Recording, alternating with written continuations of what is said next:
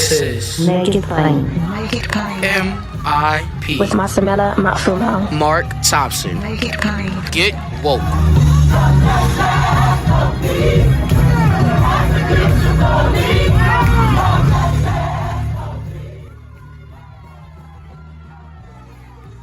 A special edition of Make It Plain. Ladies and gentlemen, hope everyone is well. Joining you from Charleston, West Virginia, with Reverend Dr. William J. Barber, the second Bishop Barber, and the Poor People's Campaign, as we have a Moral Monday march on Joe Manchin, right in front of Joe Manchin's headquarters in Charleston, West Virginia, which is located at, or in, I should say, the Lottery Building.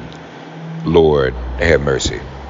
While in Charleston, had an opportunity to talk to some Charleston residents. I'm hollering for a second, yeah. What's your name, Pastor? Pastor Matthew J. Watts, Senior Pastor of the Grace Bible Church in Charleston, West Virginia. And you a lifelong West Virginian? A lifelong resident of West Virginia, born in the southern West Virginia coal fields, a small community, Mount Hope, West Virginia. Went to a small engineering school in southern West Virginia. Went away for 2 years in Tennessee and worked for the United States Tennessee Valley Authority. But these mountains and hills were calling me back. So I came back and I've been here ever since. So you actually know Joe Manchin? I've known Joe Manchin ever since 1992. I met him when he was in the House of Delegates. And then in 1992, he made his first run for the governorship and actually lost in the Democratic primary. And then in 96, he ran and won as the Secretary of State, used those 4 years to kind of build up his name all over the state, and then came back in 2000 and ran and won the governorship. I'll take that back. In 2004, because there was another Democrat, Bob Wise, came back and served as the governor in 2000, and then Senator Manchin became governor in 2004. What do you think about what Manchin is doing now? It's a little bit perplexing, to be honest with you, because Manchin has shown some compassion as the governor and at times as a senator. But right now, those of us who know him are somewhat perplexed, particularly after I read his op-ed piece, which really did not have a cogent narrative to it, right? This idea of bipartisanship for the sake of bipartisanship, well, that's not really the threat to the democracy. The threat to democracy is the suppression of the right to vote of black, brown, Latinx, Native people, and poor whites. That's the threat to the democracy. And so we hope to be able to sit down with him, some of the African Americans who have known him for quite a period of time, to have a face-to-face conversation with him, to have him explain to us what really is his narrative, what is his thinking and philosophy behind not supporting the $15 minimum wage when we're one of the poorest states in the United States of America, not getting on board with the Democrats to support the infrastructure bill. We have the lowest labor force participation rate in the nation and one of the poorest states in the nation, and certainly we're one of the most unhealthy states in the nation and not really fully on board for health care for all. So we're perplexed by some of the positions he's taking in the last several months. And you all say you're going to try to meet with him? Yeah, we're going to meet with him. Yeah, we're going to get a conversation with him. He won't ignore us. You think you can change his mind? Well, I think what we can do is we can maybe create a compelling narrative, at least that he would listen to it. My friend David Friesen, who spoke earlier, he talked about this. In the last election in 2018, the closest election Joe Manchin has ever had, except for the election that he lost. He lost the gubernatorial race back in the 90s. He won by less than 2.5% margin. Mm-hmm. The African American population is 3.4%. We know for a fact, and 96% of our African Americans voted for Joe Manchin III. We are the most loyal voting constituency for the Democratic Party, and we're the most loyal to Joe Manchin. So we feel like that we played a hand in actually securing his reelection, because the Republicans, they were mounted for war. I mean, the amount of money that was poured into the election to defeat Joe Manchin was incredible, and a lot of people thought he was going to lose, but he was able to pull it out. He was able to pull it out because of the large voter turnout among African Americans. But isn't part of the problem, doesn't he probably feel as if he can get away with what he's doing because otherwise you'll get a Republican who might even be worse? I mean, is that kind of the leverage that he's trying to play? I think that is a part of the leverage, and that is a thinking among a lot of the voters in West Virginia, right? I know African American voters and even Caucasian voters. A lot of Caucasian voters in the state that have been loyal to Manchin were very disappointed with him over the Kavanaugh vote. I was with him in meetings, and I've never heard white people talk to him the way they talked to him about how disappointed they were with him over the Kavanaugh vote. I've never heard that before. And so I think a lot of them, they either didn't go out, I think they went out to vote, they didn't vote on the senatorial seat, right? And so I think here in West Virginia, here's what you have in West Virginia, I've written about this, is that I call it the black voters dilemma.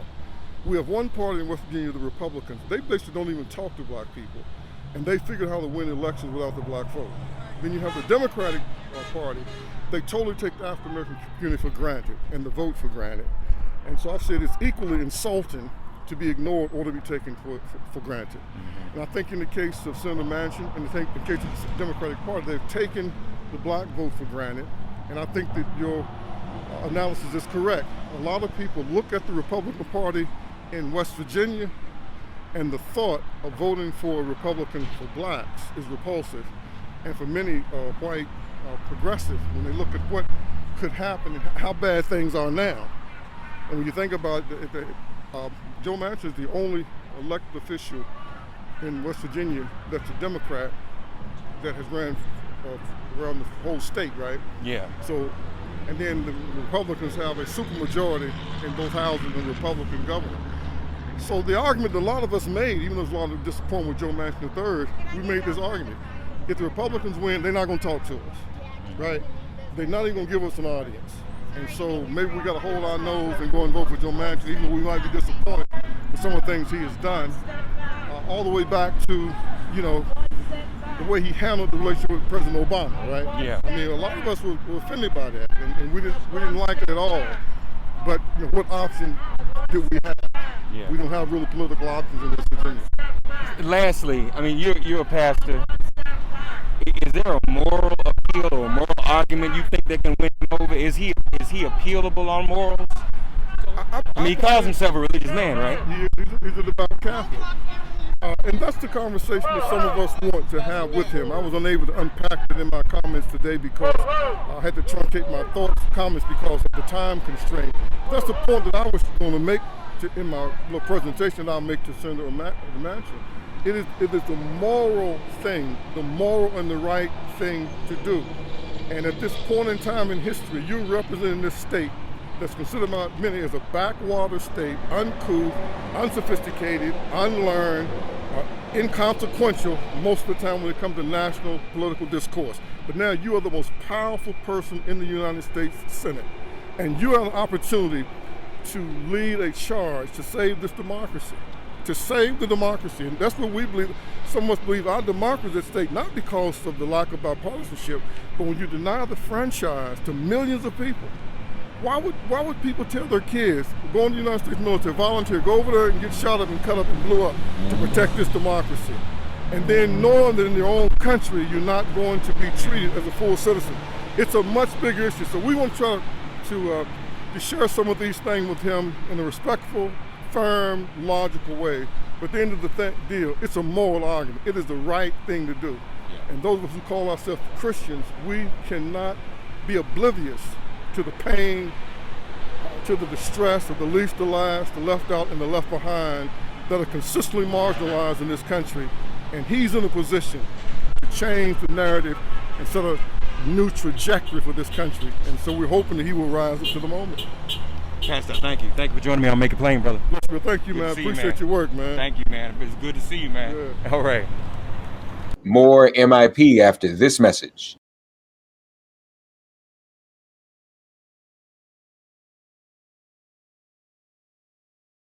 Brother, while we walking, tell my audience your name, man. Major Retired Richard Ojeda. All right, and tell us what brings you out here today. Why it's important for you to be here. Because we have representatives in Washington, D.C. that are not doing their job. They're supposed to represent the people. They should be doing exactly what we want them to do, and they're not. So it's time for them to work for us, not for their own self-interest. And you're a veteran. There are a lot of issues you all have here in West Virginia too, don't you? Absolutely. We are a state that has always supported this country. Are you all? Do you have access to the jobs and health care you need as veterans here? And no, there's nothing here. I mean, that's the thing, is that we have nothing but your typical local minimum wage jobs. You know, it's either dig. When I graduated from high school, it was dig coal, sell dope, or join the army. Today, it's dig coal, sell dope, join the army, and the coal jobs are going away. So you see what we got left. Do most veterans feel the same way about Manchin? Most, absolutely, yeah, they do. You know, it's time for people to start working for us. You know, we come back here I never even wanted to do politics until I retired from the military and come back home and realized that we got people that claim to be leaders, that have their hands in the cookie jar. I mean, that's all it was. So that's when I decided to start challenging these people. Thank you for your service, brother. Airborne. Now! What do we want? One of the prominent speakers here is Pam Garrison. She joins us down on Make It Plain. What do we want? Pam, how are you? I'm doing good, hot but good. How does it feel to be out here today with all these people standing with you in West Virginia? Proud of my West Virginians. That they're not going to be intimidated. They're not going to be treated as gullible. That we know what's going on. You know, and we got solutions. If they seem they can't figure out, raise the minimum wage. Now! You'll take care of so many other problems just by raising the minimum wage. Are you a lifelong West Virginian? Yes, I am, born and raised. So did you vote for Joe Manchin? Yes, I did. So obviously he's disappointed you. Yes, he has. I think, like I said, you got to have principles to stand on. You got to have things that you're willing to fight for, that you're willing to stand up for. And these are the issues that need stood up for. Why do you think he's really doing what he's doing? I don't know. I don't know what his reasoning is. But he says that it's the will of the people, and we're here to show it's not. That's a lie. The West Virginians, we want democracy. We want a living wage. We want the infrastructure bill. We want to help with child care. We want education. We want to move into the 21st century and quit staying the same old. What do we want? Voting rights! What do we want? And Joe Manchin's not offering that at all. The people want change. We're ready here to fight for change. Step back! Thank you, Ms. Garrison. God bless you. You too. Not one step. More MIP after this message. Okay. Tell everybody your name. Jean Evans-Moore.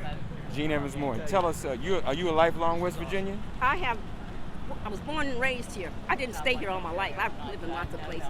And I don't know that the national person isn't going to say something because we want West Virginia. I think it'll be all right now. You want to come over with something? No, really. We're one of the only West Virginians on this front row. Yeah, that's what I'm saying. So, what are your thoughts about Joe Manchin? Well, my thoughts about Joe Manchin were expressed very well by other people who spoke later than I did and who are very eloquent in their speeches. Joe Manchin is full of it. He's a millionaire. His daughter's a millionaire. And closed down the company that was up in Morgantown. Thousands of people lost their jobs very quickly. So I don't think there's nothing positive I can say about Joe Manchin. Absolutely. Why do you think he's doing what he's doing? He is building his own empire, period. It's all about himself. As I see it, the only thing he hasn't done is put the R next to his name. He's acted it out, but he just hasn't had the guts or whatever to go ahead and do it. Some people are concerned that we might push him to it. You're not pushing him to anything. He's doing it already. You just haven't accepted that. But didn't black West Virginians help get him elected? Oh, what we did is one thing. We brought everybody elected, helped get him elected. Of course you did. But that has nothing to do with what he's doing now. Okay? That's what we're talking about. What someone is doing, not what he was elected to do. He is not following the Democratic agenda. Okay? He's not doing what the platform said. Okay? And the people of West Virginia don't agree with what he's doing, most of them, right?